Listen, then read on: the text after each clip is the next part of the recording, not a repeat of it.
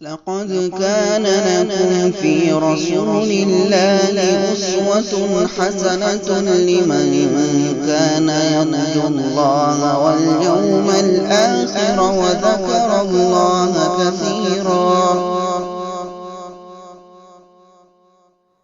السلام عليكم ورحمة الله وبركاته. إن الحمد لله نحمده ونستعينه ونستغفره ونعوذ بالله من شرور أنفسنا ومن سيئات أعمالنا. من يهده الله فلا مضل له ومن يضلله فلا هادي له، وأشهد أن لا إله إلا الله وحده لا شريك له، وأشهد أن محمدا عبده ورسوله. يا أيها الذين آمنوا اتقوا الله حق تقاته ولا تموتن إلا وأنتم مسلمون. يا أيها الناس اتقوا ربكم الذي خلقكم من نفس واحدة وخلق منها زوجها وبث منهما رجالا كثيرا ونساء، واتقوا الله الذي تساءلون به والأرحام إن الله كان عليكم رقيبا. يا أيها الذين آمنوا اتقوا الله وقولوا قولا سديدا يصلح لكم أعمالكم ويغفر لكم ذنوبكم، ومن يطع الله ورسوله فقد فاز فوزا عظيما. أما بعد، فإن خير الحديث كتاب الله، وخير الهدي هدي محمد صلى الله عليه وسلم، وشر الأمور محدثاتها، وكل محدثة بدعة، وكل بدعة ضلالة، وكل ضلالة في النار. हाज़रीन मजलिस और पर्दा नशीन ख़वातीन इस्लाम, अल्लाह रब्बुल जलाल के फजल करम से अल्हम्दुलिल्लाह आज सीरत नबी सल्लल्लाहु अलैहि वसल्लम के इस मौजू को लेकर जो कड़ी हमारी शुरू हुई थी, आज उसका ये 14वां दर्स और उसका 14वां ये सिलसिला है। रब्बुल आलमीन हमारे यहाँ जमा होने को और जो कुछ हम सुनते पढ़ते आए हैं उसको कबूल फरमाए और हमारे मीज़ान हसनात में शुमार फरमाए, आमीन। इससे पहले वाला जो दर्स और जो क्लास थी उसमें मैंने आपके सामने सहाबी रसूल अबुल आस रज़ियल्लाहु अन्हु की ज़िंदगी मुख्तसर अंदाज में रखी थी। उसका खुलासा मैं पहले आपके सामने रख देता हूँ और फिर आज के इस दर्स में हम जो कुछ सुनने और पढ़ने वाले हैं फिर उसकी मैं वजाहत करता हूँ आपके सामने। सबसे पहली बात तो ये कि नबी अकरम सल्लल्लाहु अलैहि वसल्लम को अल्लाह सुब्हानहू व तआला ने 4 लड़कियाँ अता की थी, ज़ैनब, रुक़ैया, उम्मे कुलसूम और फातिमा रज़ियल्लाहु अन्हा। जो सबसे बड़ी लड़की थी नबी सल्लल्लाहु अलैहि वसल्लम की, वो ज़ैनब रज़ियल्लाहु अन्हा ही थी और इनका निकाह अबुल आस से हुआ था जो खतीजा रज़ियल्लाहु अन्हा के भांजे थे। हाला इनकी वालिदा का नाम था और खतीजा रज़ियल्लाहु अन्हा के भांजे लगते थे रिश्ते में। इनका नाम सबसे पहले मैंने आपके सामने बताया कि वे मुअर्रिखीन ने, सीरत निगार ने मुख्तलिफ नाम इनके बताए हैं इख्तिलाफ के साथ। लकीत हो या हुशैम हो या महशम हो, यासिर, यासिम, बहरकैफ इनके नाम में इख्तिलाफ था। ये अपनी कुनियत ही से मारूफ व मशहूर हुए। सीरत की किताबों में, तारीख की किताबों में और जो तराजीम की किताबें हैं उनमें अबुल आस रज़ियल्लाहु अन्हु यही नाम से मारूफ है और उलमा के नज़दीक इसी नाम से ही जाने जाते हैं। फिर इसके बाद मैंने आपके सामने ये बताया था कि ज़ैनब रज़ियल्लाहु अन्हा जब जवानी को पहुंची तो अरब मक्के में मुख्तलिफ घरानों से रिश्ते उनके लिए आने लगे, मगर चूंकि ज़ैनब रज़ियल्लाहु अन्हा 2 अजीम इंसानों की तरबियत में अपनी ज़िंदगी गुजार रही थी, परवरिश पा रही थी। एक तो खुद नबी सल्लल्लाहु अलैहि वसल्लम बहैसियत बाप और बहैसियत माँ खतीजा रज़ियल्लाहु अन्हा जैसी नेक खातून, दोनों नेक, तो बेटी भी तरबियत में पाने वाली बाअखलाक थी, नेक थी, बहुत शरीफ थी। तो लिहाजा उन्होंने किसी भी बुरी जगह अपना रिश्ता देना मंजूर नहीं किया। उन्होंने क्या तय किया, जिस तरह हमारी बेटी दीनदार है, नेक है, हम अपने घर में दामाद भी नेक ही लाएंगे और जो बेटी के लिए जो शौहर इंतखाब करेंगे वो भी नेक ही होगा। लिहाजा उन्होंने अबुल आस अपने खुद भांजे से नबी सल्लल्लाहु अलैहि वसल्लम के सामने खतीजा ने जिक्र किया रज़ियल्लाहु अन्हा कि हम ज़ैनब का निकाह अबुल आस से करा देते हैं। नबी सल्लल्लाहु अलैहि वसल्लम भी इनके अखलाक को जानते थे, क्योंकि खुद नबी के घर में आते जाते थे अपनी खाला से मिलने के लिए, उनकी ज़ियारत करने के लिए। अबुल आस खुद खतीजा रज़ियल्लाहु अन्हा के घर में आया जाया करते थे। नबी खुद इनके अखलाक से मुतासिर थे, तो जैसे खतीजा रज़ियल्लाहु अन्हा ने यह मशवरा दिया, ये राय पेश की, तो नबी सल्लल्लाहु अलैहि वसल्लम ने फौरी इसको तस्लीम कर लिया। फिर अबुल आस रज़ियल्लाहु अन्हु की जो खुसूसियात थे वो मक्के के चुनिंदा उन लोगों में से थे जो मालदार थे, अमानतदार थे और तुज्जार थे, जो ताजिर लोग थे मक्के में बहुत कम थे, मालदार लोग बहुत कम थे, अमानत उंगलियों पर गिने जाते थे अमानतदार लोग, उनमें से इनका भी शुमार होता था, अबुल आस रज़ियल्लाहु अन्हु का भी। फिर उसके बाद एक बहुत बड़े ताजिर इंसान थे, तिजारत के गर्ज से 12 मक्के से बाहर जाया करते थे। उसी तरह मक्के से बाहर तिजारत के गर्ज से निकले हुए थे। नबी सल्लल्लाहु अलैहि वसल्लम पर अल्लाह सुब्हानहू व तआला ने पहली वही नाजिल की।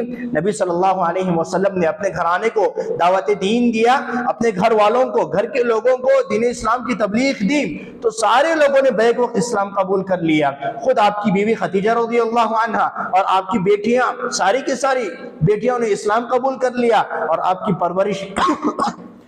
परवरिश पाने, आपके जेर तहत निगरान पाने वाले ज़ैद बिन हारिसा हो या अली बिन अबी तालिब हो, सारों ने इस्लाम कबूल कर लिया। जैसे अबुल आस घर को आते हैं तो देखते हैं कि बीवी ज़ैनब मुसलमान हो चुकी हैं, लिहाजा उन्होंने कुछ जवाब नहीं दिया। फिर नबी सल्लल्लाहु अलैहि वसल्लम अबुल आस को इस्लाम की तरफ बुलाते हैं, अबुल आस भी कुछ जवाब नहीं देते, वापस चले जाते हैं। लिहाजा बहैसियत कुफ्र काफिर ही अपनी जिंदगी गुजारते रहते हैं, यहाँ तक कि नबी सल्लल्लाहु अलैहि वसल्लम मक्का छोड़कर मदीना हिजरत करके आ जाते हैं। फिर मुसलमानों और काफिरों के दरमियान बदर का वाकया पेश आता है, बदर का मारिका पेश आता है। बदर के इस वाकये में जहां कुफार के 70 लोग मारे गए और 70 लोगों को कैदी बनाया गया, उनमें से अबुल आस एक ऐसे इंसान थे जिनको कैदी बनाकर नबी सल्लल्लाहु अलैहि वसल्लम के दरबार में लाया गया था।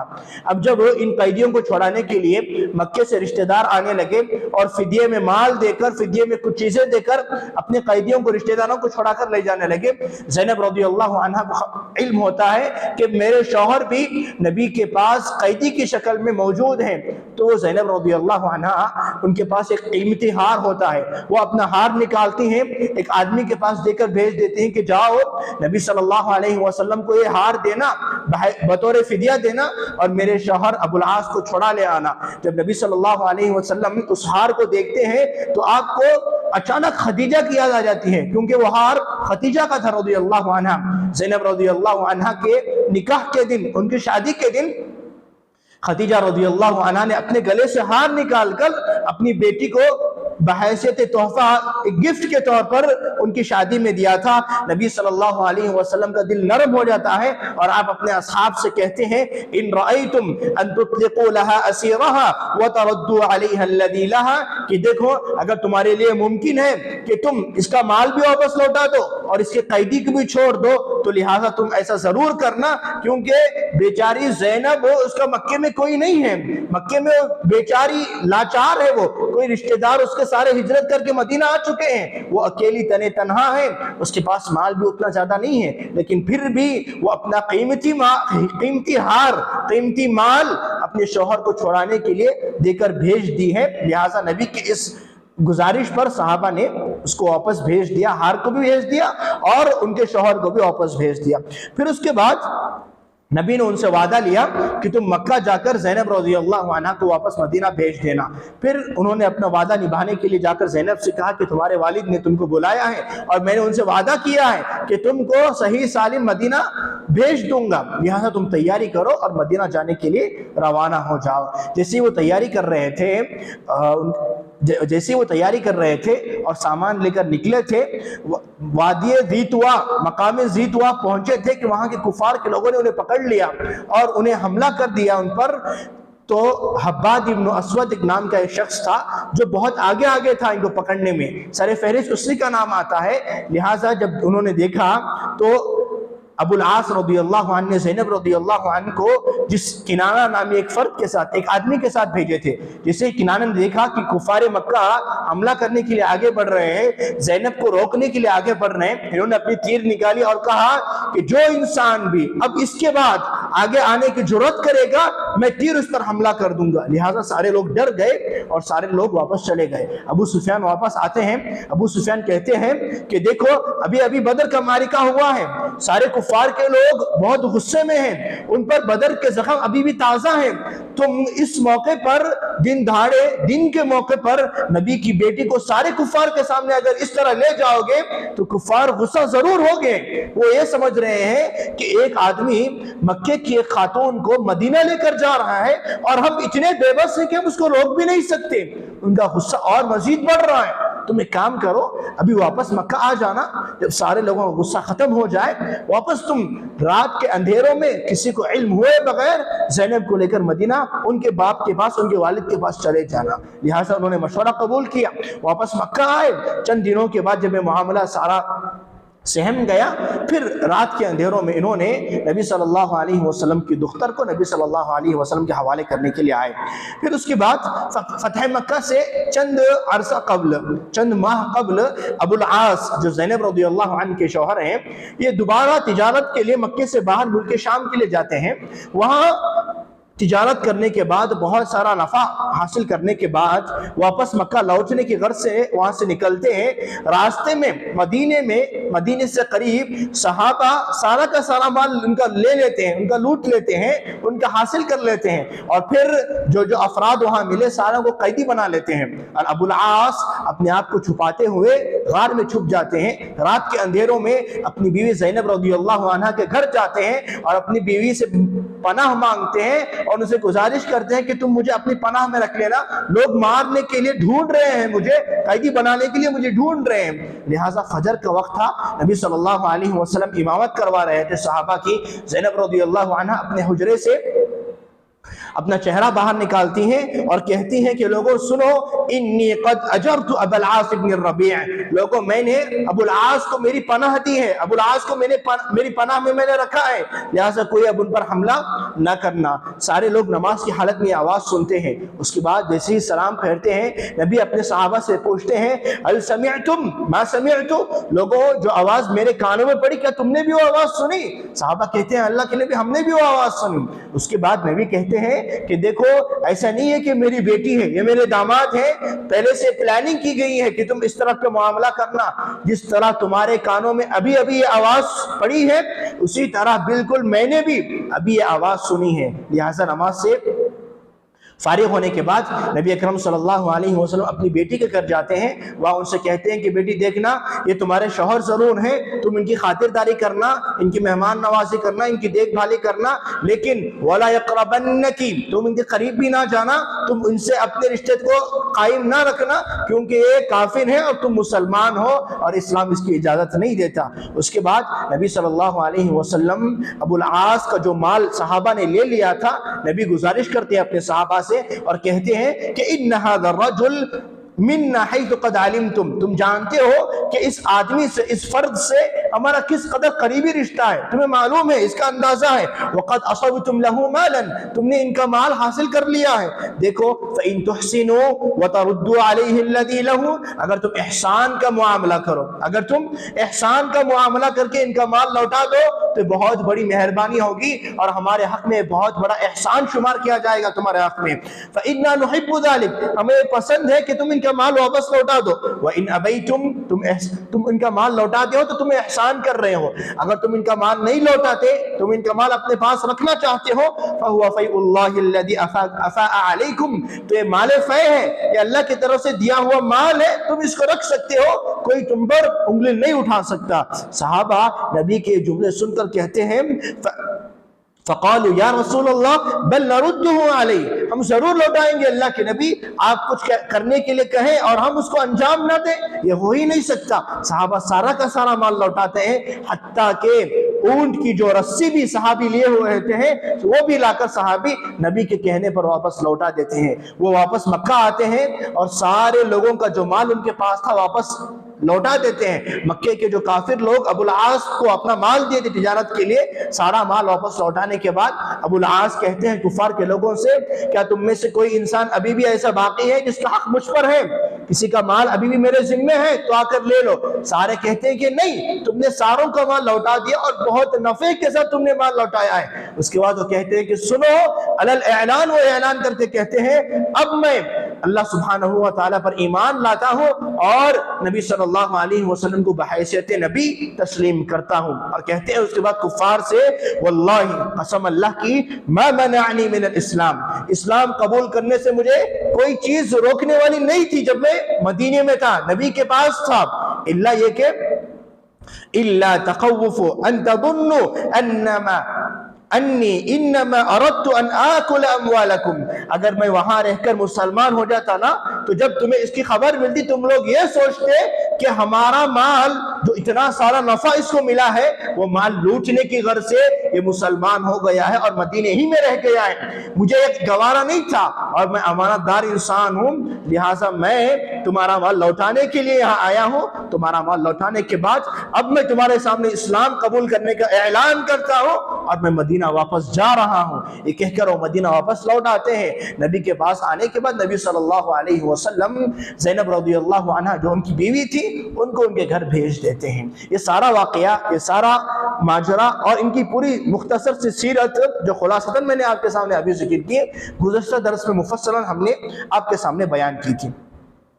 देखिए, सीरत नबी सल्लल्लाहु अलैहि वसल्लम हो या आपके सहाबा की सीरत हो, उसमें सिर्फ वाकयात सुनना या फिर उस सीरत पढ़ते चले जाना ये असल मकसूद नहीं होता।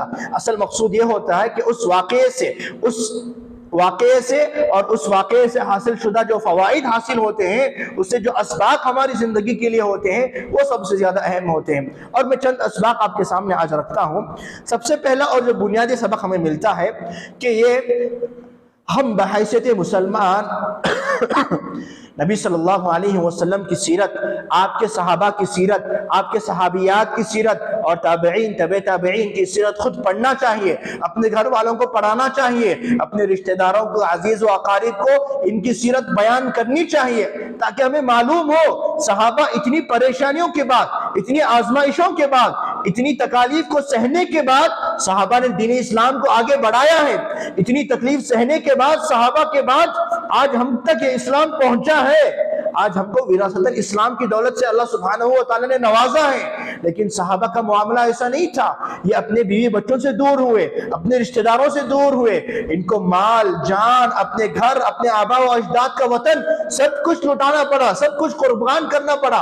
तब जाकर इस्लाम इनके दिलों में पैवस्त हुआ, इस्लाम इनके दिलों में घर कर गया और तब जाकर इन्होंने आगे आने वाली नस्लों में इस्लाम दाखिल कर पाए। इन्होंने तब जाकर इस्लाम नस्ल दर नस्ल मुंतकिल होकर आज हम तक पहुंचा है, इतनी कुर्बानियों के बाद। तो सहाबा की सीरत और आपके सहाबियात की सीरत और ताबईन और तबे ताबईन की सीरत पढ़ना, समझना और उसको बार बार याद दिलाना चाहिए अपने घर वालों में, अपने दोस्तों अहबाब में। उसी तरह और एक जो सबक और एक जो फायदा इनकी सीरत से हमें मिलता है वो ये कि आदमी के अंदर जितनी खराबियां क्यों ना हो, उसके अंदर अच्छाइयां जरूर होती हैं। आदमी मुसलमान हो कि काफिर, हम जिस मुल्क में खुसूसन रहते हैं या हमारे आसपास रहने वाले, हमारे साथ रहने वाले गैर मुस्लिमों की अक्सरियत भी रहती है, तो हम उनकी गलतियों को नोट करने की बजाय जो उनके अंदर खूबियां हैं उसको देखें और उसके जरिए उनकी हिम्मत अफजाई करें और उसके जरिए धीरे धीरे जो बुराइयां उनमें है उसको खत्म करने की कोशिश करें। अगर पहले मरहले में हम उनकी गलतियों पर उंगली उठाएंगे, गलतियों को टोकने की कोशिश करेंगे तो हमारी बात मानने के लिए आमादा नहीं होंगे। अबुल आस रज़ियल्लाहु अन्हु काफिर जरूर थे मगर इनका शुमार अमानतदार लोगों में होता है। ये काफिर है मगर कफार के लोग, मुसलमान भी इनको अमानतदार मान रहे हैं और इनको एक सच्चा ताजिर मान रहे हैं। ये काफिर जरूर थे, कुफ्र की ये जो गंदगी इनमें थी वो जरूर थी, मगर इनमें सच्चाई और अमानतदारी जैसी अजीम सिफात भी मौजूद थे, उसको नुमायां करके लोगों ने बयान किया। फिर उसके बाद जिस तरह नबी सल्लल्लाहु अलैहि वसल्लम और खतीजा रज़ियल्लाहु अन्हा ने अपनी दुख्तर के लिए एक नेक शौहर का इंतखाब किया, रिश्ते देखते हुए या फिर रिश्ते का इंतखाब करते हुए एक नेक घराना और एक नेक रिश्ता का इंतखाब होना चाहिए। उसके बाद और एक जो सबक हमें मिलता है वो ये है कि रिश्तेदारी को तोड़ने के लिए, रिश्तेदारी में दरार पैदा करने के लिए लोग बहुत सारी बातें करेंगे, लोग ढेर सारी बातें करेंगे, मगर अल्लाह ने हमको अक्ल सलीम अता की है। हम अपनी जानिब से सोचें कि हक क्या है, गलत क्या है, हक क्या हो सकता है, नाहक क्या है, इंसाफ किसकी तरफ है, नाइंसाफी की बात कौन कर रहा है, हम सोचें, जाने, फिर जाकर हम फैसला करें। अबुल आस रज़ियल्लाहु अन्हु और ज़ैनब रज़ियल्लाहु अन्हा का भी मामला ऐसा है।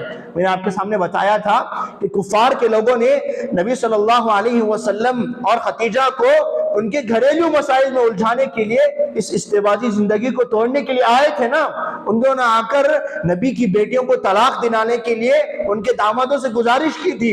उतबा और उतैबा ने तलाक दे दी नबी की बेटियों को, मगर अबुल आस ने कहा कि नहीं, वल्लाहि ला उफारिकु साहिबती, मैं अपनी बीवी को कभी छोड़ नहीं सकता, मैं उससे मोहब्बत करता हूं। तुम लाख मुझे आजमाना चाहो आजमा लो, जितना तुम ऑफर देना चाहो ऑफर दे लो, मैं अपनी बीवी को नहीं छोड़ सकता। लिहाजा रिश्तेदारी को निभाना ये हमारे ऊपर जरूरी है। हम देखें कि हम जिससे हमारा रिश्ता है, चाहे जो भी हमारा रिश्ता हो, हम उसको पूरे मुकम्मल अंदाज से और अच्छे अंदाज से निभाने की कोशिश करें। और उसके बाद जब किसी इंसान को बड़ा रुतबा बड़ा मकाम मिलता है, तो ये बड़ा रुतबा बड़ा मकाम या बड़ी पोजीशन जो उसको हासिल होती है, ये पोजीशन ये रुतबा हक कबूल करने में कभी आड़ नहीं होना चाहिए। अबुल आस रज़ियल्लाहु अन्हु को जब कहा गया कि तुम इस्लाम कबूल कर लो, तो वो कहते थे कि मैं मक्के के बड़ा आदमी हूं, अगर मैं इस्लाम कबूल कर लूं तो मक्के के लोग मुझे कहेंगे कि इस आदमी ने, इस लड़के ने अपनी बीवी के लिए अपना दीन बदल लिया। एक बड़े आदमी थे, उनका नाम था मक्के के लोगों में, तो लिहाजा इसी वजह से इतने सालों तक वो इस्लाम से दूर रहे, यही जुमला कहकर कि अगर मैं आज इस्लाम कबूल कर लूं तो लोग कहेंगे अपनी बीवी के लिए इसने इस्लाम छोड़, अपनी बीवी के लिए इसने अपना दीन बदल लिया है। तो लिहाजा जब अल्लाह कभी बड़ा मकाम दे, बड़ा रुतबा दे, तो हक कबूल करना चाहिए। ये बड़ा मकाम और बड़ा रुतबा हक कबूल करने में कभी आड़ नहीं होना चाहिए। उसके बाद नबी सल्लल्लाहु अलैहि वसल्लम अपनी बीवी खदीजा रज़ियल्लाहु अन्हा को बारहा याद किया करते थे। जब कभी किसी चीज को देख लेते, जब कभी किसी चीज का जिक्र आ जाता, जैसे इस वाक़े में जब नबी ने उस हार को देखा, अपनी बेटी के हार को, तो आपको फौरन खदीजा की याद आ गई और आप उनके महासिन, उनके फजाइल गिनाने लगे। इसी तरह और एक सबक और एक फायदा जो हमें हासिल होता है वो ये कि सामने हमारा दुश्मन ही सही क्यों ना हो, हमें अपना वादा निभाना चाहिए। अबुल आस रज़ियल्लाहु अन्हु काफिर हैं, नबी से उन्होंने वादा किया कि मैं मक्का जाने के बाद आपकी बेटी को मदीना रवाना करूंगा। ये अभी कुफ्र की हालत में है, मक्का आए और सहाबा की निगरानी में पूरे हिफाजती के साथ अपने वादे को निभाने के लिए ज़ैनब रज़ियल्लाहु अन्हा को इन्होंने मदीना रवाना किया, अपने वादे को निभाया, इन्होंने पूरे मुकम्मल अंदाज से निभाया। लिहाजा हम मुसलमान हैं, तो लिहाजा हमें भी चाहिए कि हम अपने वादे को निभाएं, सिर्फ मुसलमान के साथ नहीं, सामने काफिर के साथ भी अगर हमने वादा निभाया है तो ये हम वादे को पूरा करें और मुकम्मल करें। और साथ में और एक सबक और एक बात ये हमें मालूम होती है कि कभी हम बड़ा फैसला जो लेने जाते हैं तो हम फैसला बहुत हकीमाना अंदाज से लें। यहाँ अबुल आस रज़ियल्लाहु अन्हु ने अपनी बीवी ज़ैनब को किनाना नामी एक आदमी के साथ मदीना रवाना किया था। आपको उनको मालूम होना चाहिए कि अभी मक्के के लोगों का खून बहुत गर्म है मुसलमानों के सिलसिले में। उन्होंने क्या किया, किनाना ने ज़ैनब रज़ियल्लाहु अन्हा को लेकर दिन के उजाले में उन्होंने ज़ैनब रज़ियल्लाहु अन्हा को मक्के से बाहर लेकर गए। तो ये देखकर कुफार के लोग अपने आप को संभाल नहीं पाए, उन्होंने वापस उल्टा पलटा कर हमला किया। तो लिहाजा हकीमाना फैसला ऐसा होना चाहिए था जिस तरह अबू सुफियान ने मशवरा दिया कि तुम जाओ, अभी वापस चले जाओ, और वापस जाने के बाद रात के अंधेरों में किसी को इल्म हुए बगैर ज़ैनब रज़ियल्लाहु अन्हा को उनके वालिद के पास छोड़ आना। और एक सबक जो हमें मालूम होती है वो ये कि हमारी जितनी इस्तिताअत है, हमारी जितनी ताकत है, हमारी जितनी बस की बात है, हमें दूसरों की मदद करनी चाहिए। जब ज़ैनब रज़ियल्लाहु अन्हा हिजरत करने के लिए तैयारियां कर रही थी, मैंने गुज़िश्ता दर्स में आपके सामने बताया था कि हिंद बिन्त उतबा आती हैं आपके पास और आकर कहती हैं कि बताओ कि आपको जो मदद चाहिए मैं करने के लिए तैयार हूँ, आपको माली इमदाद चाहिए मैं करूंगी, आपको खाना चाहिए मैं तैयार करके दूंगी। लिहाजा जब उनको मालूम हुआ कि हिजरत के लिए जा रही है, वो आए चुपके से, हिंद बिन्त उतबा आए चुपके से और आकर उनको मदद करने के लिए उनसे अपनी दरखास्त पेश की और कहा कि बताओ जो मदद तुम्हें चाहिए मैं वो मदद करूंगी। उन्होंने कहा कि नहीं, मुझे किसी की मदद की जरूरत नहीं है, लिहाजा मैं हिजरत करने वाली हूं। और एक चीज और एक जो फायदा हमें मालूम होता है कि अमूमन मुआशरे में ये देखा जाता है कि जब लोग उनके पास माल आ जाता है और माल खुसूसन जब दूसरों का माल किसी वास्ते से आता है या किसी मुनासबत से उनके पास आ जाता है तो उनकी नीयतें खराब हो जाने लगती हैं, उनकी नीयतें खराब हो जाती हैं। लेकिन अबुल आस रज़ियल्लाहु अन्हु मदीने में है, मुसलमानों का सारा लश्कर उनके पास है और लोग कह रहे हैं कि तुम मुसलमान हो जाओ, सारा का सारा माल तुम्हें मिल जाएगा। और उसको गलत नहीं था, अगर वो मुसलमान हो जाते तो इंसाफ का तकाजा यही था कि वो सारा का सारा माल उन्हीं का होता था। लेकिन उन्होंने क्या कहा मालूम, मैं अपने नए दीन का आगाज एक बुरे काम से नहीं करना चाहता, ये कुफार के लोगों का माल है, मैं उनका माल लौटाऊंगा, फिर इस्लाम कबूल करके आपके पास आऊंगा। लिहाजा माल उनके पास था, मक्का आए, मक्के के लोगों को सारा माल लौटाया, वापस किया, फिर मदीना अलल ऐलान मुसलमान होकर अपनी सारी जिम्मेदारी निभाकर रसूलुल्लाह सल्लल्लाहु अलैहि वसल्लम के पास आते हैं। और जानते हैं नबी सल्लल्लाहु अलैहि वसल्लम ने अबुल आस रज़ियल्लाहु अन्हु के इस किरदार को लेकर नबी ने आपकी तारीफ की। क्या कहा मालूम? नबी ने सल्लल्लाहु अलैहि वसल्लम फअस्ना, हदीस के अल्फाज हैं, मुत्तफ़क़ुन अलैहि हदीस है, रावी हदीस कहते हैं फअस्ना अलैहि फी मुसाहरतिही फी इय्याहु, नबी सल्लल्लाहु अलैहि वसल्लम अपने इस ससुराली रिश्ते की तारीफ कर रहे थे और कह रहे थे हद्दसनी फसदकनी, अबुल आस ने मुझसे जो जो वादा किया, जो जो गुफ्तगू मुझसे उन्होंने की, सारे वादों को अबुल आस ने निभाया।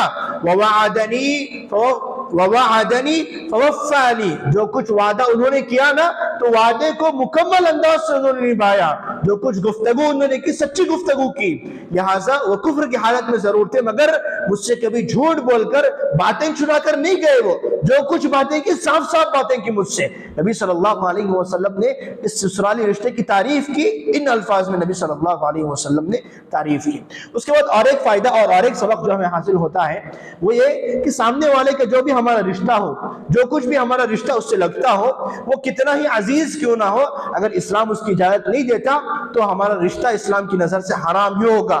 यहाँ मियाँ बीवी का रिश्ता था, ज़ैनब रज़ियल्लाहु अन्हा को नबी ने साफ कह दिया कि देखो तुम इसकी खातिरदारी करना, मेहमान नवाजी करना, खाना खिलाना, पानी देना, लेकिन वो तुम्हारे लिए हराम है और तुम उसके लिए हराम हो, तुम उसके करीब भी ना जाना।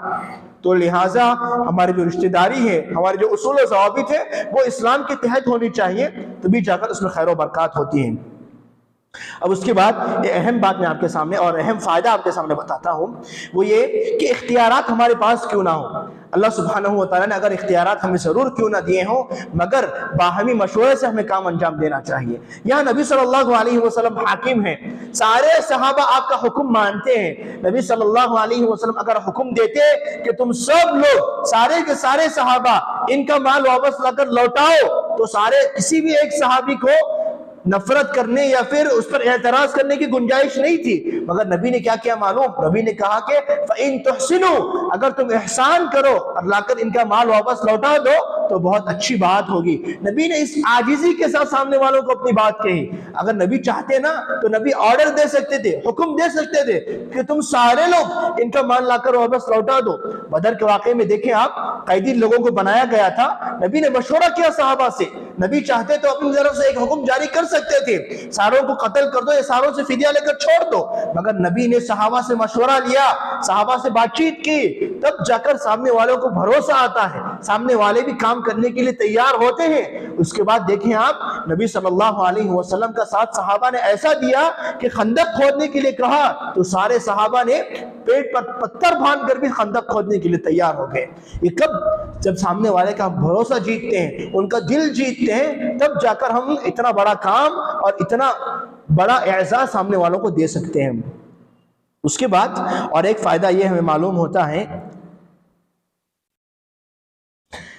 हम जैसे कि मैंने आपके सामने बताया, कोई बड़ा काम करने जा रहे हो तो हमारे पास हिकमत होनी चाहिए। जैसे कि यहाँ अबुल आस रज़ियल्लाहु अन्हु ने इस्लाम कबूल करने में भी हिकमत दिखाई। ये चाहते तो मदीने में रहते हुए कलीमे शहादत का इकरार कर कर इस्लाम कबूल कर सकते थे, मगर इन्होंने अपने इस्लाम को छुपाया।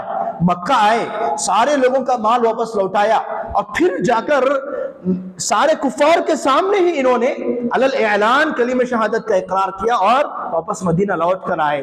ये गुमान, एक बुरा गुमान कुफार के लोगों में दिल में जो पैदा हो रहा था उसको खत्म कर दिया इन्होंने, और मक्का आए, सारे लोगों का माल वापस लौटाया, फिर सारे लोगों के सामने ही इस्लाम कबूल करके वापस नबी सल्लल्लाहु अलैहि वसल्लम और अपनी बीवी के पास चले आए। ये चंद असबाब थे, चंद फवाइद थे जो मैंने आपके सामने रखे हैं। अब मुख्तसर से वक्त में आज की जो हमारी क्लास है या फिर जो आज मैं आपके सामने नई बातें बयान करने जा रहा हूँ वो गुज़िश्ता हमारे तमाम दुरूस से बहुत मुख्तलिफ रहेंगी। गुज़िश्ता दुरूस में हम एक कोई नई बात या नया सबक या फिर सीरत का एक नया वाक़या, नया दर्स हम पढ़ते थे। आज के हम क्लास में, क्योंकि जो हमारी सीरत की क्लास चलती आ रही थी वो 4-5 हफ्तों से मुसलसल खदीजा रज़ियल्लाहु अन्हा की सीरत और अबुल आस रज़ियल्लाहु अन्हु की सीरत पर ही मुश्तमिल थी। तो लिहाजा अब तक जो हमारी 13 क्लासें 13 दुरूस हो चुके हैं, सारे दुरूस का आज हम मुज़ाकरा और खुलासा पढ़ लेते हैं ताकि आइंदा आने वाले दर्स में जो बातें बयान की जाएंगी उसको समझने में हमारे लिए आसानी हो। और देखिए, ये मुज़ाकरा करना, ये रिवाइज करना, रिवीजन करना, ये हमारे असलाफ की सुन्नत है। वो कहा करते थे कि तुम आपस में मुज़ाकरा किया करो, जो कुछ तुम पढ़ते हो, सुनते हो और जो कुछ तुमने इल्म हासिल किया है उसको आपस में दोहरा लिया करो, उसको रिवाइज कर लिया करो, वरना तुम्हारे ज़हन दिमाग से सारी बातें निकल जाएंगी। जो तुम आगे सुनने वाले हो ना उसका फायदा रहेगा, जो तुम पीछे सुन चुके हो ना उसका फायदा रहेगा। लिहाजा हमारे असलाफ मुस्तकिल एक मजलिस बिठाया करते थे जिसमें वो मुज़ाकरा किया करते थे, जिसमें वो जो कुछ वो पढ़े हैं, सुने हैं और इल्म हासिल किए हैं उसका वो मुज़ाकरा और उसका वो रिवाइज किया करते थे। अगर मुज़ाकरे पर कहा जाए तो आज का वही मौजू हो सकता है। यहाँ से हम सीरत के मौजू पर पढ़ते हैं और जो कुछ मैंने आपके सामने अब तक सीरत के मौजू पर रखा उसको मुख्तसरन 5 से 10 मिनट में कहकर आज का हम ये दर्स खत्म करते हैं। सबसे पहली जो हमारी क्लास थी, जो पहला हमारा दर्स था, वो ये था कि नबी सल्लल्लाहु अलैहि वसल्लम की सीरत जानना, पढ़ना, उसको समझना हमारे लिए कितना जरूरी है और हमारे लिए क्यों जरूरी है। उसमें चंद बातें मैंने आपके सामने बयान की थी कि नबी सल्लल्लाहु अलैहि वसल्लम की सीरत जानना हमें से हर एक मुसलमान के लिए जरूरी और वाजिब है। क्यों? क्योंकि एक मुसलमान को जिंदगी गुजारने के लिए सामने एक आइडियल चाहिए। खुद नबी को आइडियल की जरूरत थी, अल्लाह ने पिछले अंबिया का नमूना नबी के सामने पेश किया, तो हम मुसलमानों को भी एक आइडियल की जरूरत थी। तो हम नबी की सीरत पढ़ें, जाने, तभी हमारे सामने एक आइडियल रह सकते हैं, एक आइडियल हम नबी को मानकर अपनी जिंदगी गुजार सकते हैं। इसी तरह नबी सल्लल्लाहु अलैहि वसल्लम की जिंदगी पढ़ना, जानना हमें से हर एक मुसलमान पर हक है। ये हमारा हक है कि हम पढ़े नबी की सीरत को। उसी तरह और एक बात मैंने आपके सामने कही थी कि नबी सल्लल्लाहु अलैहि वसल्लम से मोहब्बत करना हर एक मुसलमान का फर्ज ऐन है, हर एक मुसलमान पर जरूरी है। नबी की सीरत पढ़ेंगे नहीं, जानेंगे नहीं तो हम नबी से मोहब्बत कैसे करेंगे? जितना हम नबी को पढ़ेंगे उतनी ज्यादा मोहब्बत हमारे दिलों में पैदा होगी नबी सल्लल्लाहु अलैहि वसल्लम। उसी तरह मौजूदा दौर में नबी की सीरत को लेकर, नबी के शख्सियत को, नबी की जिंदगी को लेकर खिलवाड़ किया जा रहा है। मुख्तलिफ मौज़ूआत को लेकर दुश्मनान इस्लाम आपके खिलाफ प्रोपेगेंडा उछाल रहे हैं। तो हमारे ऊपर जरूरी है, ये फर्ज है कि हम मुसलमानों में नबी की सीरत को आम करें ताकि वो अपने तईं और अपनी जितनी इस्तिताअत है लोगों के दरमियान सीरत रसूल की मौज़ूआत को आम कर सकें। उसी तरह अक्सर लोग, हत्ता कि आज के दौर में बहुत बड़ा अलमिया है, स्कूल कॉलेजेस के तलबा नबी की सीरत तो दूर, नबी का नाम भी नहीं जानते, नबी का नाम भी नहीं जानते। ये एक हकीकत है। अब स्कूल कॉलेजेस के तलबा को जाकर पूछें कि हमारे नबी का नाम क्या था, वो कहते हैं सल्लल्लाहु अलैहि वसल्लम था। अयादुन बिल्लाह, कितनी अफसोस की बात है ये कि जिस नबी के जरिए हमें इस्लाम पहुंचा, जिस नबी ने हमारे खातिर अपने जूतों को खून से भर दिया, जिस नबी ने हमारे लिए अपनी उम्मत की खातिर अपने जिस्म पर गंदगी उछाल ली, जिस नबी ने अपने खातिर अपनी बीवी पर, अपनी बीवी की इज्जत पर जो आंच आई उसको संभाला, उसको बर्दाश्त किया, उस नबी की सीरत और जिंदगी को हम पढ़ नहीं सकते। ये हमारे आज के इस दौर में बहुत बड़ा अलमिया है कि आज के मुस्लिम जो तलबा हैं नबी की सीरत से, नबी की शख्सियत से, नबी के नाम से हत्ता के दूर होते जा रहे हैं। और कल के दिन यही बच्चे दीन इस्लाम को छोड़कर मुर्तद हो जाते हैं, क्रिश्चियनिटी कबूल करते हैं, काफिर हो जाते हैं, क्योंकि नबी की सीरत जानते नहीं, पढ़ते नहीं, नबी की सीरत सुनने की कोशिश नहीं करते। तब जाकर ये नताइज हमारे सामने आते हैं कि वो नबी की सीरत क्या, नबी ने जो दीन लाया उसको भी छोड़ देते हैं। सुभान अल्लाह, अल्लाह ताला हम तमाम को सवाब कदम अता करें। उसके बाद इसी दर्स में मैंने आपके सामने उलमा के चंद अक़वाल बयान किए थे कि सीरत नबी सल्लल्लाहु अलैहि वसल्लम पढ़ना कितना ज़रूरी और कितना अहम था। ये पहले दर्स का खुलासा था। दूसरे दर्स में मैंने आपके सामने बयान किया कि हमारे जो असलाफ थे, सलफ़ सालिहीन थे, वो सीरत नबी को किस गहराई से और किस शौक़ से पढ़ा करते थे।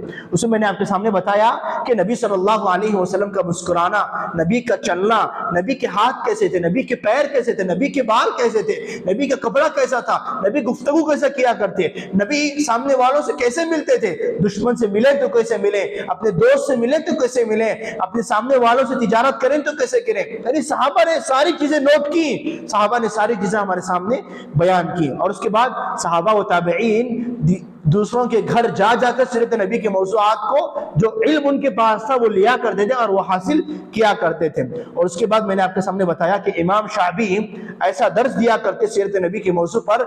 इब्न उमर रज़ियल्लाहु अन्हुमा सुनते तो कहते कि इन्होंने सीरत नबी सल्लल्लाहु अलैहि वसल्लम का मौजू और सीरत नबी का दर्स इस अंदाज में देते हैं गोया कि सीरत के तमाम वाक़यात अपनी आंखों से देख चुके हैं।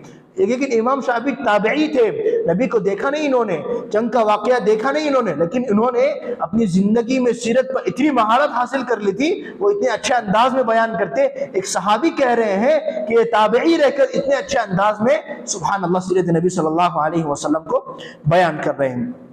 उसके बाद दूसरे दर्स में मैंने आपके सामने ये बातें बयान की कि सीरत नबी सल्लल्लाहु अलैहि वसल्लम को पढ़ने और सीरत नबी की हिफाजत में हमारे असलाफ ने कितना बड़ा रोल अदा किया था। तीसरे दर्स में, तीसरी क्लास में आपके सामने बताया था मैंने कि नबी सल्लल्लाहु अलैहि वसल्लम की बिअसत से पहले, आपको नबी बनाए जाने से पहले अरब के हालात क्या थे, अरब के अंदर क्या क्या बुराइयां थी, अरब के लोग कितनी बुरी आदतों में मुलव्विस थे, ये सब बातें मैंने आपके सामने बयान की। और उसके बाद उनके अंदर जो नेक खुसूसियात थे वो भी मैंने आपके सामने बयान की थी। वो लोग बहुत सच्चे लोग थे, अमानतदार वो लोग थे और अपनी गीरत, उनको बहुत अपनी गीरत और अपनी इज्जत का बहुत ख्याल रखा करते थे वो लोग। और उसके बाद चौथे दर्स में मैंने आपके सामने बताया था कि नबी सल्लल्लाहु अलैहि वसल्लम की बिअसत से पहले अरब में पेश आने वाले जो वाकयात थे उसका जिक्र मैंने आपके सामने बताया था। और उसमें दो अजीम वाकयात मैंने आपके सामने बताए थे। एक वाकया ये था कि जमजम का कुआं रोनुमा हुआ, नबी के पैदाइश से चंद अरसा कबल जमजम का कुआं रोनुमा हुआ, जमजम के असरात भी मिट चुके थे। अब्दुल मुत्तलिब के ख्वाब में अल्लाह सुब्हानहू व तआला ने जमजम के जो कुआं था उसकी जगह की निशानदही की, उन्होंने कुआं खोदा, फिर नबी की पैदाइश से चंद साल कबल वो कुआं बरामद हुआ और उस कुआं को बाद में लोग जानने लगे। और एक वाकया कोई बता सकते हैं कौन सा था जो बहुत बड़ा हुआ और हम सब जानते हैं, कुरान मजीद में उसके जरिए से एक सूरत अल्लाह सुब्हानहू व तआला ने नाज़िल की है। बहुत बहुत अच्छे, माशाअल्लाह, जज़ाकुमुल्लाह खैरन। अस्हाबुल फील का वाकया, अबरहा आया था काबे को ढाने के लिए, अल्लाह सुब्हानहू व तआला ने उसको और उसके लश्कर को, उसके हाथियों को वहीं पर धंसा दिया। सारे कुफार के लोगों ने इस मंजर को देखा और अब्दुल मुत्तलिब ने साफ कह दिया। असल अबरहा ने क्या किया था मालूम, अब्दुल मुत्तलिब के ऊंट को भी इसने हड़प कर ले गया था और अब्दुल मुत्तलिब ने जाकर उससे बात की कि देखो तुमने मेरे ऊंट खामखा का ले लिया है, मैंने तुम्हारे साथ छेड़छाड़ नहीं की थी, लिहाजा तुम मेरे ऊंट वापस कर देना। अबरहा ने ताज्जुब किया कि मैं काबे को ढाने के लिए आ रहा हूं, तुम्हें काबे की फिक्र नहीं है और तुमको अपनी ऊंट की फिक्र लगी हुई है। अब्दुल मुत्तलिब ने जो जवाब दिया, आज के मुसलमानों के पास भी वो ईमान नहीं है। अब्दुल मुत्तलिब काफिर थे ना, उनके पास जो अल्लाह पर यकीन, जो तवक्कुल था वो काबिल गौर और काबिल याद रखने की चीज है। अब्दुल मुत्तलिब ने कहा कि देखो ये ऊंट मेरे हैं, मैंने अपने हाथ से कमाए हैं, मैंने अपने हाथ से मेहनत करके उन ऊंटों को जमा किया है, ये माल मेरा है, ये माल मुझे दे दो। और जो काबे को तुम ढाने की बात कर रहे हो ना, इसका रब सातों आसमानों के ऊपर है, वो उसकी हिफाजत कर लेगा। अगर उसको उसके घर की हिफाजत करना है तो किसी भी अंदाज से करेगा। लिहाजा अल्लाह सुब्हानहू व तआला छोटी सी मखलूक से, छोटी सी मखलूक के जरिए हाथियों को अल्लाह सुब्हानहू व तआला ने तबाह कर दिया, अबरहा के इस बड़े लश्कर को अल्लाह ने खत्म कर दिया। तो लिहाजा इस जैसे यकीन और जैसे ईमान और तवक्कुल की हम मुसलमानों को आज के इस दौर में बहुत सख्त जरूरत है। उसके बाद पांचवा जो दर्स था हमारे पास, उसमें मैंने आपके सामने नबी सल्लल्लाहु अलैहि वसल्लम की विलादत और आपका नसबनामा और आपकी रज़ाअत, ये तमाम चीज़ें आपके सामने बयान की थी। नबी सल्लल्लाहु अलैहि वसल्लम का मुकम्मल नसबनामा और जो मुफस्सिरीन बयान करते हैं सारा नसबनामा मैंने आपके सामने बयान किया। और नबी ने किन किन खवातीन से दूध पिया था, और फिर हलीमा सादिया जो आपको लेने के लिए आती है, फिर जो वाक़यात उनके साथ होते हैं, फिर नबी के साथ शक्के सदर का वाक़या पेश आता है, फिर नबी सल्लल्लाहु अलैहि वसल्लम जिस बचपन में जो वाक़यात उनके साथ पेश आते हैं, सारे तफसीलात मैंने आपके सामने बयान की थी। फिर छठे दर्स में मैंने आपके सामने ये बातें बयान की कि बचपन में नबी के साथ क्या क्या वाकयात पेश आए थे। एक तो शक्के सदर का वाकया पेश आया, फिर हलीमा सादिया ने जो खैर व बरकत का नुज़ूल नबी सल्लल्लाहु अलैहि वसल्लम के रहते हुए देखा था, वो सारी बातें। और फिर उसके बाद शक्के सदर की जो हिकमतें थी, उलमा ने जो हिकमतें बयान की, वो सारी बातें मैंने आपके सामने बयान की। और शक्के सदर का इनकार करने वाले क्या इनकार करते हैं और उसका जवाब हम कैसे दे सकते हैं? उन्होंने कहा था कि इंसान जो जिंदा हो उसका सीना चीरा जाए और फिर उसका दिल निकाल कर धोकर साफ करके वापस डाला जाए, कैसे मुमकिन है? लिहाजा ये लोग इनकार करते हैं। जिस दौर में हम जिंदगी गुजार रहे हैं, ओपन हार्ट सर्जरी के नाम पर हमने कितने ऑपरेशंस देख लिए, और इस वाकये को तस्लीम करना आज के इस दौर में कोई बईद नहीं है, कोई मुश्किल बात नहीं हो सकती। और फिर 7वां दर्स मैंने आपके सामने बयान किया। नबी सल्लल्लाहु अलैहि वसल्लम हलीमा सादिया के पास से वापस आते हैं, अपनी वालिदा के तरबियत में वापस आते हैं, वालिदा का इंतकाल हो जाता है, दादा की तरबियत में रहते हैं, दादा का भी इंतकाल होता है, चचा की किफालत में रहते हैं, चचा के साथ मुल्क शाम का सफर करते हैं, वहां बुहैरा राहिब से मुलाकात होती है और वो राहिब कहता है कि देखो ये बच्चा मुस्तकबिल का नबी है और जिस नबी का इंतजार यहूद और नसारा सारे कर रहे हैं, तुम इसको वापस भेज देना, अगर लोग देखें तो इसको मार सकते हैं। फिर 8वां जो दर्स था हमारा, मैंने आपके सामने बताया नबी सल्लल्लाहु अलैहि वसल्लम बचपन में, मतलब नबी बनने से पहले किन नेक कामों में वो शरीक थे और किन बुरे कामों से नबी सल्लल्लाहु अलैहि वसल्लम महफूज थे। एक तो जंगे फिजार का जिक्र आता है, मुफस्सिरीन मुअर्रिखीन लिखते हैं कि नबी उसमें शरीक थे, लेकिन नबी सल्लल्लाहु अलैहि वसल्लम उसमें शरीक नहीं थे। और एक था हिल्फुल फुदूल, एक मुआहदा हुआ था कि मक्के की सरजमीन में किसी पर जुल्म किया जाएगा, ये अच्छा काम था, नबी सल्लल्लाहु अलैहि वसल्लम इसमें शरीक थे। और काबे की तामीर दोबारा से की गई और इसमें नबी सल्लल्लाहु अलैहि वसल्लम शरीक थे। और नबी सल्लल्लाहु अलैहि वसल्लम उसके बाद तिजारत के सफर के लिए निकलते हैं। उसके बाद फिर 9वां जो दर्स था, तिजारत के गर्ज से, तिजारत के बाद खदीजा का माल लेकर नबी तिजारत के लिए जाते हैं, वह खदीजा रज़ियल्लाहु अन्हा से निकाह होता है। फिर वापस आने के बाद फिर नबी सल्लल्लाहु अलैहि वसल्लम का खदीजा रज़ियल्लाहु अन्हा से निकाह होता है, काबतुल्लाह की दोबारा से तामीर होती है और हजर असवद के मामले को लेकर सारे लोग झगड़ा करने रहते हैं और करीब था कि लोग जंग के लिए छिड़ जाएं, मगर नबी ने अपने हकीमाना फैसले से उस जंग को रोक दिया और सारे लोगों में सुलह करवा दी। फिर 10वां जो दर्स था सीरत खदीजा रज़ियल्लाहु अन्हा, मैंने आपके सामने बयान की कि उनके कितने शौहर थे, कितने औलाद थी उनकी पुरानी, फिर नबी सल्लल्लाहु अलैहि वसल्लम से शादी जो उनकी होती है, उनका जो निकाह होता है। और इसमें जो मुफस्सल और जो अहम बात मैंने आपके सामने बयान की कि निकाह के वक्त खदीजा रज़ियल्लाहु अन्हा की उम्र कितनी थी और नबी सल्लल्लाहु अलैहि वसल्लम की उम्र कितनी थी। खदीजा रज़ियल्लाहु अन्हा की उम्र कितनी थी? नहीं जी, वो नबी सल्लल्लाहु अलैहि वसल्लम की उम्र थी। नहीं, 40 साल बहुत मारूफ है हमारे दरमियान, लेकिन किसी भी सही रिवायत में ये बात मज़कूर नहीं है। मैंने आपके सामने उस दर्स में 10वें दर्स में बहुत मुफस्सल अंदाज में बयान की। खदीजा रज़ियल्लाहु अन्हा की उम्र 28 साल थी, नबी सल्लल्लाहु अलैहि वसल्लम की उम्र 25 साल थी। ठीक है, इसी एक नुक्ते पर बहुत जोर दिया था क्योंकि ये बहुत मारूफ है हमारे दरमियान। हमें से हर एक यही जानते हैं कि खदीजा की उम्र 40 साल थी, नबी की उम्र 25 साल थी, मगर किसी भी सही रिवायत में ये बात हमें नहीं मिलती। सही जो रिवायतें हैं उस दर्स में मैंने आपके सामने मुफस्सल अंदाज में बयान की थी। और फिर खदीजा रज़ियल्लाहु अन्हा से नबी की जो औलाद थी, 2 बेटे 4 बेटियां, 2 बेटों का नाम कासिम और अब्दुल्ला। इब्राहिम मारिया किब्तिया से हुए थे। इब्राहिम नबी के तीसरे बेटे थे, मगर मारिया किब्तिया से अल्लाह सुब्हानहू व तआला ने आपको वो लड़के नवाजे थे। नबी के 3 कुल बेटे, मगर खदीजा से 2 ही बेटे और 4 बेटियां, ज़ैनब, उम्मे कुलसूम, रुकैया और फातिमा रिज़वानुल्लाहि अलैहिम अजमईन। और उनकी जो शौहर थे मैंने आपके सामने यहाँ उसका नक्शा भी पिछले क्लास में लिखा था। और उसके बाद इस दर्स में मैंने आपके सामने ये बताया कि नबी सल्लल्लाहु अलैहि वसल्लम नबुव्वत से पहले गारे हिरा को जाया करते थे। खदीजा उनका साथ देती, उनके लिए सत्तू तैयार करना, पानी का इंतजाम करना, सब खदीजा रज़ियल्लाहु अन्हा किया करती थी। फिर ज़ैद बिन हारिसा रज़ियल्लाहु अन्हा को नबी सल्लल्लाहु अलैहि वसल्लम खदीजा रज़ियल्लाहु अन्हा एक बतौर गिफ्ट ज़ैद बिन हारिसा को नबी की खिदमत में पेश करती हैं। इनके चचा और इनके वालिद ढूंढते हुए नबी की खिदमत में आते हैं और कहते हैं कि अपने बेटे को, हमारे बेटे को वापस दे देना, जितनी कीमत तुम चाहोगे हम देंगे। नबी ने कहा इससे बेहतर ऑप्शन मैं आपको देता हूँ, ज़ैद को बुलाऊंगा, अगर ज़ैद तुम्हारे साथ आने के लिए तैयार है तो लेकर चले जाना, अगर मेरे साथ रहना चाहता है तो मैं कुछ नहीं कर सकता। ज़ैद को बुलाते हैं, पूछते हैं कि दोनों जानते हो कौन है? ज़ैद कहते हैं कि मेरे चचा और मेरे वालिद हैं, तुम्हारे लेने के लिए आए हैं। और उनके वालिद और उनके चचा कहते हैं चलो बेटा अपने घर चलते हैं। ज़ैद ने कहा कि नहीं, मैं इस आदमी को छोड़कर आपके पास नहीं आऊंगा।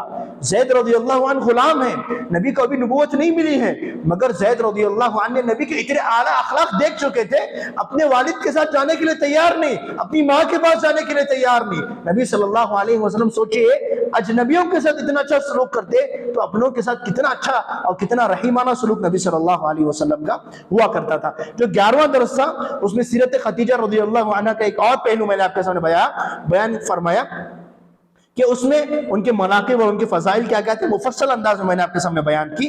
फिर 12वें दर्स में खदीजा रज़ियल्लाहु अन्हा की ज़िंदगी में जो आजमाइश, जो मुश्किलात, जो मसाइब जिनका आपका सामना करना पड़ा, वो सब मुफस्सल अंदाज में मैंने आपके सामने बयान की। और जो 13वां दर्स था उनमें अबुल आस रज़ियल्लाहु अन्हु की ज़िंदगी मैंने आपके सामने बयान की। और इस दर्स का खुलासा मैंने आज आपके सामने शुरू में बयान कर दिया है। और आज हमारा 14वां दर्स और 14वीं क्लास थी। ये सारा अब तक यानी एक मुजमल खुलासा मैंने आपके सामने रख दिया। इंशाअल्लाह आइंदा आने वाले दुरूस में इसके बाद वाली तफसीलात हम पढ़ते हैं। रब्बुल आलमीन से दुआ है कि अल्लाह सुब्हानहू व तआला हमें सीरत रसूल, सीरत सहाबा, सीरत सहाबियात पढ़ने समझने और उनमें जो दुरूस व इबर हैं, हमारे लिए जो इबरत की बातें हैं, उस पर अमल पैरा होने की अल्लाह सुब्हानहू व तआला हमें तौफीक दे। आमीन। व आखिरु दावाना अनिल हम्दुलिल्लाहि रब्बिल आलमीन। वस्सलामु अलैकुम व रहमतुल्लाहि व बरकातुहू।